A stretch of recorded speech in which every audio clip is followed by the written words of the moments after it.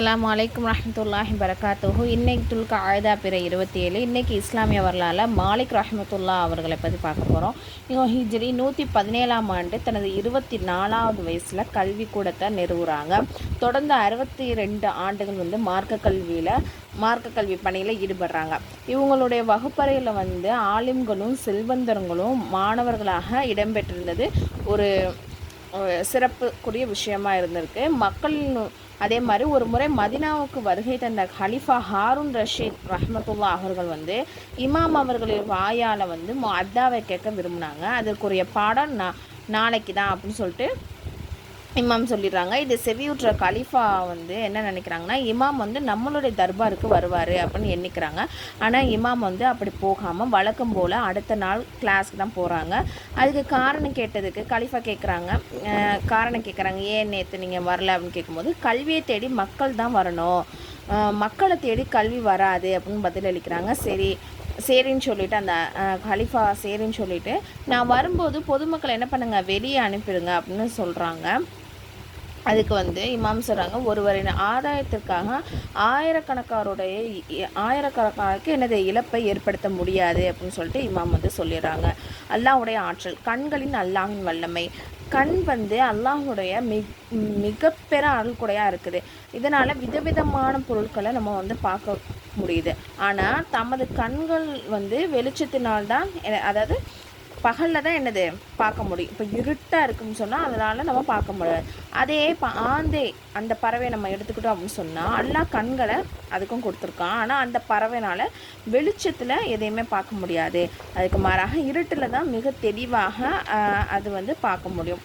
கண் என்ற ஒரே உறுப்பின் மாறுபட்ட செயலை கொடுக்கறது அல்லாஹுடைய மிகப்பெரிய ஆற்றலில் வியப்புக்குரியதாக இருக்குது. ஒரு ஃபர்லை பற்றி, தொழுகையின் இமாமை பின்தொடர்தல்.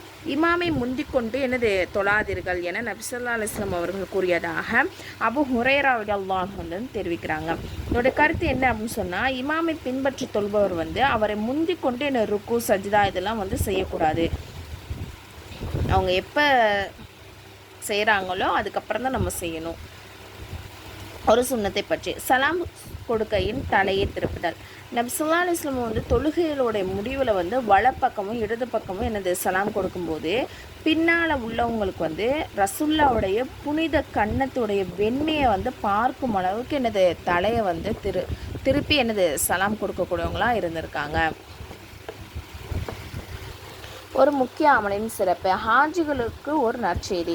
நபி ஸல்லல்லாஹு அலைஹி வஸல்லம் சொல்லியிருக்காங்க, ஹாஜிகள் எப்போதெல்லாம் அல்லாஹ்வை தஸ்பீ செய்து தக்பீர் கூறுவார்களோ அப்போதெல்லாம் அவர்களுக்கு நன்மாராயம் சொல்லப்படுகிறது. ஒரு பாவத்தை பற்றி, ஓவியம் வரைபவருக்கு தண்டனை. நபி ஸல்லல்லாஹு அலைஹி வஸல்லம் சொல்லியிருக்காங்க, மறுமையில் அதிக தண்டனைக்கு ஆளாவோர் யார் அப்படின்னு சொன்னால் உருவப்படங்களை வரைகிறவங்க தான். உலகத்தை பற்றி, உலகமே குறிக்கோளாக ஆவது. உலகத்தை குறிக்கோளாக ஆக்கிக் கொள்பவரின் தேவையை அல்லாஹு தாலா பெருக்கி விடுகிறான். மேலும் அவன் கண் முன்னே ஏழ்மையை அல்லாஹு தாலா ஏற்படுத்துகிறான். இதனால் சதாவும் அவன் அந்த நஷ்டத்தில் தான் இருப்பான். அவனுக்கு விதிக்கப்பட்ட அளவே உலக வசதிகள் கிடைக்கும். எவர் மறுமையை தமது குறிக்கோளாக ஆக்கி கொள்கிறாங்களோ அல்லாஹ் தாலா அவரின் காரியத்தை என்ன பண்ணிடுவான், சுருக்கி விடுகிறான். அவரது உள்ளத்தை செழிப்பாக்குறான். நிம்மதி பெற்று அவர் இருக்கக்கூடியவராக இருக்கார். மேலும் உலக பணிவுடன் அவருடன், அதாவது இந்த உலகம் அவர்கிட்ட போய் பணிவுடன் இருக்கு.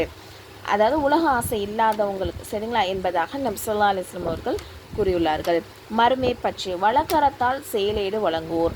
குர்ஆன்ல அல்லாஹ் தஆலா சொல்கிறான், மனிதா, நிச்சயமாக நீ உன் இறைவனிடம் சேரும் வரை முனைந்து அமல் செய்பவனாக இருக்கிறாய், பின்னர் அவனை சந்திப்பவனாக இருக்கிறாய்.